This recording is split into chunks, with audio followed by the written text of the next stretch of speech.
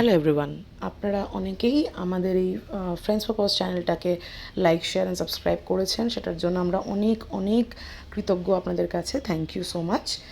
আমাদের অর্গানাইজেশনের মধ্যে ক্র্যাশ, গ্রুমিং এবং ক্লিনিক সার্ভিস আছে। এটা হচ্ছে ক্র্যাশের একটা এক্সপিরিয়েন্স আমরা শেয়ার করছি। এই বাচ্চাটার নাম পুচকি। পুচকির বয়স হচ্ছে 4 বছর। পুচকি যখন আমাদের কাছে আসে, এটা ওর জীবনের ফার্স্ট ক্রেস্টে।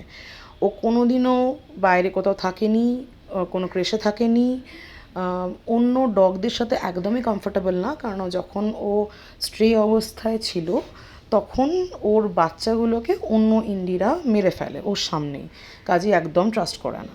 একটা recent history of false pregnancy ওর ছিল, কাজেই শরীরে একটু অস্বস্তি, লোককে ভরসা করা একটু অসুবিধার, এইসব প্রবলেমগুলো অ্যারাইজ করেছিল ওর ক্ষেত্রে।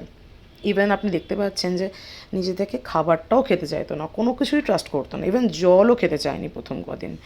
এতটাই ও জিনিসটা সম্বন্ধে ওর ভীতি ছিল বা একটা ভয় ছিল পুরো ব্যাপারটাতে। আমরা চেষ্টা করেছিলাম টুকটুক করে একটু একটু করে আদর করে তাকে একটু ফ্রি আপ করানোর চেষ্টা করা, খুব চেপে নয়, খুব স্পেসটা তাকে দিয়ে যতটা সম্ভব তার পছন্দের খাবারগুলো তাকে দেওয়া, ট্রিটগুলো তাকে দেওয়া, আস্তে আস্তে বসার যে গ্যাপটা, ডিস্টেন্সটা, সেটাকে কমিয়ে আনা। আগে যেটা দূরে ছিল আস্তে আস্তে সেটা কাছে নিয়ে আসা এবং ওকে সেটা সময় দিয়ে করা, যাতে ও বোঝে যে না, এরা খারাপ লোক না, অ্যাটলিস্ট ক্ষতি করবে না আমার। তো এরমভাবে শুরু হয়েছিল পুচকির জার্নিটা। যেদিন ও আসে সেদিন এরমভাবেই ছিল। ও বডি বেল্টও খুলতে দেয়নি। তখন তিনি খুব মুডি ম্যাডাম ছিলেন, তো তিনি তখন বডি বেল্ট খুলতে দিতেন না। এবার আমরা আইডেন্টিফাই করি যে ও বৃষ্টি ভাল লাগে, বৃষ্টি এবং ভেজা মাটি, বাইরেটা দেখতে খুব ভালোবাসো। তো সেই জন্যই গ্লাস ডোরের কাছেই ম্যাডাম বেশিরভাগ সময় বসতেন এবং তার সাথে কেউ না কেউ থাকতো, আইদার শালিনী নাহলে আমি, কেউ না কেউ থাকতো আমাদের স্টাফেদের মধ্যে, যারা ওকে একটু সময়ের সঙ্গে অ্যাকম্পানিমেন্ট দিতে পারে। দেখতে পাচ্ছেন কতটা কাছাকাছি চলে এসছে এখনও আগের থেকে। ও হাঁটতে ঘুরতে খুব ভালোবাসে, ছুটতেও ভালোবাসে।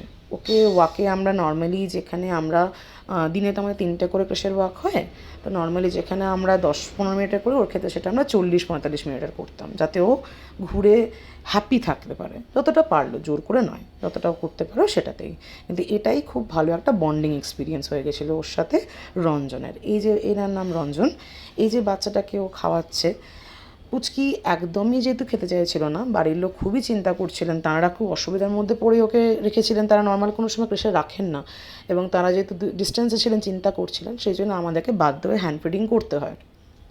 এই প্রসেসটা টাইম লেগেছিল, বাট আস্তে আস্তে এই প্রসেসটার জন্যই, যখন শরীরে খাবারটা গেল, তখন এই প্রসেসটার জন্যই ও রঞ্জনের সাথে ওপেন আপ করে, আদর খেতে শুরু করে। দেখতেই পাচ্ছেন 2 দিনের মধ্যে কতটা চেঞ্জ আসতে দিয়েছে ও।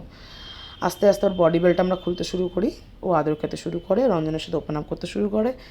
এইটা সবথেকে বড় স্টেপ ছিল পুচকির ট্রান্সফরমেশনের, যেখানে ও নিজে থেকে এগিয়ে আসছে। যে এগিয়ে আসাটা, এটা ডগ তখনই করে যখন সে ট্রাস্ট করে, এবং সেই জন্যই প্রত্যেকটা জায়গায় ক্রেশের উচিত এটা যে তাকে স্পেস দাও, সময় দাও, কেয়ার দাও, কমিটমেন্ট দাও, সে আস্তে আস্তে ঠিক এগিয়ে আসবে তোমার দিকে।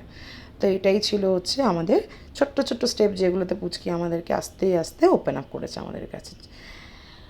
পুচকি খেলতে খুব ভালোবাসতো, হপ হপ করে খেলবেও লাফিয়ে লাফিয়ে, তো ওকে সেটা আদর করতে হবে। এটা প্রথমবার পুচকি যখন আমার সাথে বসে আদর খায়, এটা ফার্স্ট টাইম সেটা ছিল, এবং প্রথমবার মুখ চেটে গিয়েছিল ও। সো এটা খুব বড় একটা স্টেপ ছিল, যেটা আমরা কেউ ভাবিনি যেটা কোনো সময় হবে। সেই পুচকি যে এত ভয় পেত ইনিশিয়ালি, বাট খুব ভালো একটা ডেভেলপমেন্ট ছিল বলতে পারেন। এই যে গিয়ে গিয়ে খেলাগুলো রঞ্জনের সাথে, এইগুলোই আস্তে আস্তে ওর ট্রাস্ট ফ্যাক্টরটা বাড়াতে হেল্প করে।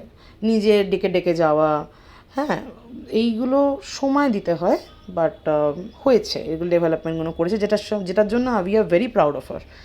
তো এটা খুব বড় একটা স্টেপ ওর ক্ষেত্রে।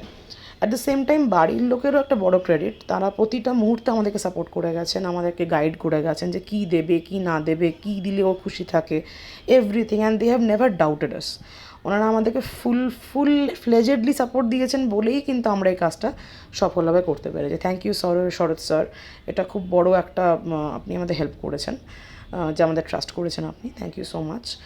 তো এইটা একটা খুব বড় ব্যাপার। এই যে পিঠটা যে কী করতে হয়, পিঠে চুলকে দিতে হবে, মেসেজ করে দিতে হবে যে ওর ভালো লাগবে, এটাও কিন্তু ওনাদেরই বলা।